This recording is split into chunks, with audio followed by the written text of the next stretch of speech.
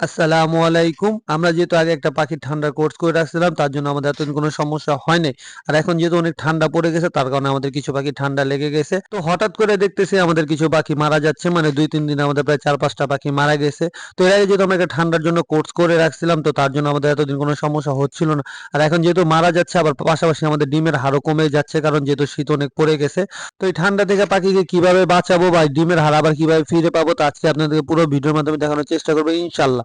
তো সকালবেলা আমরা ঘরে গেছিলাম, মানে আমাদের খামারে গেছিলাম খামারটা পরিষ্কার করার জন্য। যা দেখছিলাম কিছু পাখি ঠান্ডা লেগে গেছে, কিছু পাখি বসে আছে।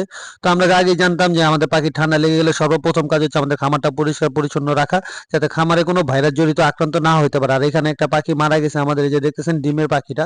তো এটা দেখে আমাদের খুবই খারাপ লাগে, যেহেতু আমাদের সবগুলো ডিমের পাখি। আর এখানে আরেকটা পাখির অবস্থা খুবই খারাপ, মানে যে কোনো সময় মারা যেতে পারে। আর আপনারা চেষ্টা করবেন এই শীতের সময় ঘরটা পরিষ্কার রাখার জন্য, যাতে কোনো রোগ জীবাণু ঢুকতে না পারে।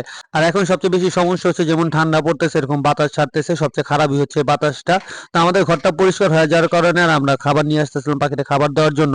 আর আমাদের যেহেতু চারপাশে একবারে ঢাকা, মানে পলিথিন দিয়ে, তো ঘরের মধ্যে কোনো বাতাস ঢুকতে পারে না। তার জন্য আমাদের ঘরটা রেগুলারই পরিষ্কার রাখতে হয়, কারণ এই ঘরটা বন্ধ থাকার কারণে বাতাস পাস হয় না। ঘরের মধ্যে যে গ্যাসটা হয়, মানে ময়লাটা যে পরিমাণ জমে, তার সাথে সাথে একটা গ্যাস হয়ে যায়।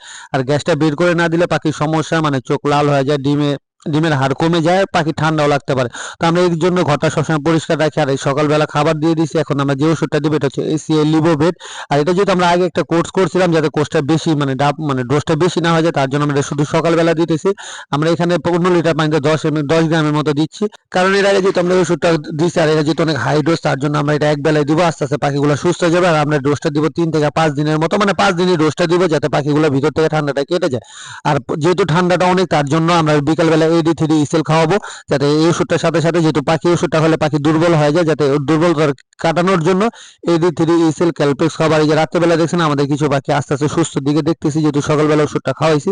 আলহামদুলিল্লাহ যে পাখিগুলো একটু সুস্থর দিকে আছে, মানে আগে যখন জিম ধরে বসে থাকতো, এখন জিম ধরে বসে থাকে না। আস্তে আস্তে পাখিগুলো দাঁড়ায় হাঁটা চলা করতেছে, দৌড়াদৌড়ি করতেছে, ঠিক মতো খাইতেছেও।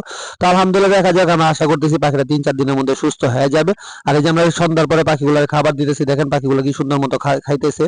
আর যেটা দেখে আমাদের খুবই ভালো লাগে, যেহেতু আমরা একটা খামারি, আমাদের খামারে পশু পাখিগুলো সুস্থ থাকে, এটা আমাদের কাছে সবচেয়ে বেশি ভালো লাগে। এটা আমাদের একটা সুখের সময় বা ভালো লাগার দিক, আমাদের যেটি পাখিগুলো সুস্থ মতো খাওয়া দাওয়া করে।